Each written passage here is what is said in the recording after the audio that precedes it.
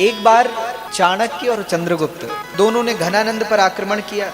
मगध का साम्राज्य था, उस पर आक्रमण किया। आप कथा से परिचित होंगे, कभी न कभी सुनी होगी, बहुत ध्यान से सुनिए। ऐतिहासिक घटना है, इतिहास की घटना। तो चंद्रगुप्त और चाणक्य ने घनानंद पर आक्रमण किया और बड़ी बुरी तरीके से पराजित हुए दोनों। चंद्रगुप्त हार गए और चाणक्य भी हार गए। घनानंद इतना बड़ा राजा था, उसने हरा दिया।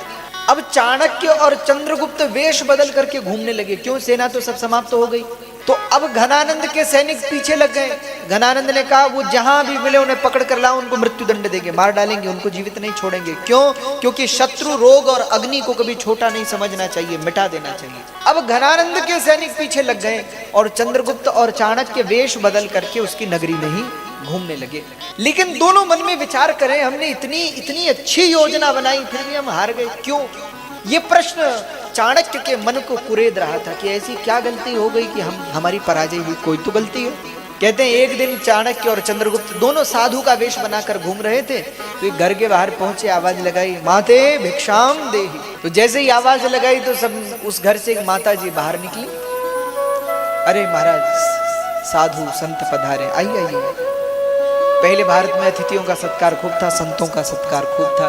तो बिठाया गया अंदर। उस माता जी ने चाणक्य और चंद्रगुप्त को बिठाया। दोनों को बिठाने के उपरांत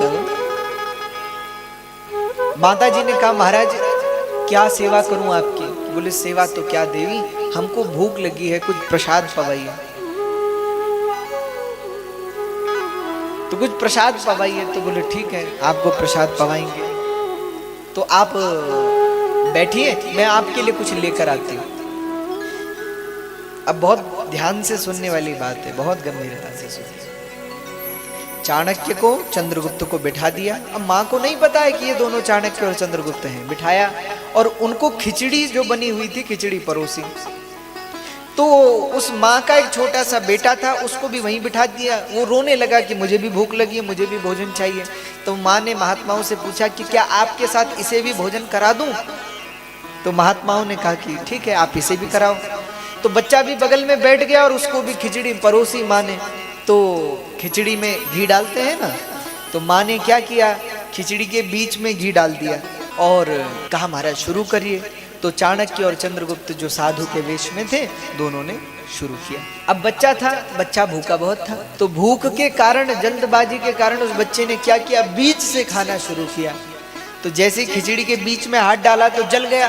तो और जोर से रोने लगा, माँ जल गया जल गया।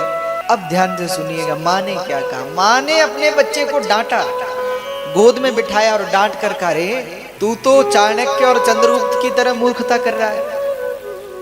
और ये दोनों तो वहीं बैठे थे पर साधु के वेश में। तो चाणक्य के तो कान खड़े हो गए कि ऐसा ये क्यों कह रही है। तो उन्होंने कहा कि माँ तुम ऐसा क्यों कह रही हो? अरे बोले देखिए ना महाराज, इसको खिचड़ी खानी भी नहीं आती, चाणक्य और चंद्रगुप्त की तरह मूर्खता कर रहा है। अरे खिचड़ी गरम है, सीधे बीच से खाएगा तो जलेगा, पहले किनारे से शुरू करना चाहिए ना। तो महाराज वो तो ठीक है, पर चाणक्य और चंद्रगुप्त ने क्या किया? बोले ऐसी मूर्खता उन दोनों ने की, सीधे घनानंद पे आक्रमण कर दिया। राजधानी में आक्रमण करोगे तो बचोगे क्या? तो क्या करना चाहिए था? अरे बोले जैसे खिचड़ी को किनारे से खाते हैं ना, तो किनारे से आप किनारे से खाना शुरू करिए, तब तक बीच से ठंडी होने लगती है। वैसे ही चाणक्य और चंद्रगुप्त को पहले जो बाहर के छोटे छोटे गांव हैं, राज्य हैं, उनको जीतना चाहिए था। और उनको जीत करके जब एक विशाल सेना बना लेते, तब घनानंद पर आक्रमण करते। कैसे मूर्ख हैं वो भी। चाणक्य को अपने प्रश्न का समाधान मिल गया कि हमारी पराजय क्यों हुई। अब चाणक्य ने उससे जो सीखा हो सो सीखा, पर हमने क्या सीखा? हमने सीखा ये मन भी वैसा ही है। सीधे मन पर धावा बोलोगे तो मुख के बल गिरोगे। मैंने देखा, आप मन को जीतने बैठो, आंख बंद करके बैठो कि अब इस मन को हम भागने नहीं देंगे, तो मन ऐसी ऐसी जगह घुमाएगा जहां विचार भी नहीं किया होगा, सोचा भी नहीं होगा, ऐसी ऐसी जगह ले जाएगा। तो क्या करें? तो मन को सीधे बीच में मत कूद पड़ो, पहले किनारे से शुरुआत करो। कैसे? तो भोजन में पवित्रता करो, जीवन में पवित्रता करो, जीवन को संयमित करो, जीवन को व्यवस्थित करो। धीरे धीरे धीरे धीरे। पहले हमारे ऋषियों ने क्यों कहा कि अन्न पवित्र रखो, तमोगुणी भोजन मत ग्रहण करो। हाँ? आप जितना सात्विक भोजन करेंगे तो मन उतना शांत होने लगेगा। बाहर से इसको जीतना है तो पहले भोजन में पवित्रता रखो, सात्विक भोजन करो, अपना रहन सहन सात्विक करो, संग सात्विक करो, अच्छे भक्तों के संतों के मध्य में बैठो, अच्छा बोलो, अपनी वाणी को सही। हम व्रत करते हैं, क्यों करते हैं? भूखे रहते हैं, क्यों रहते हैं? मौन व्रत किया जाता है, निर्जल व्रत किया जाता है, क्यों? हम अपनी इंद्रियों को जीतते हैं।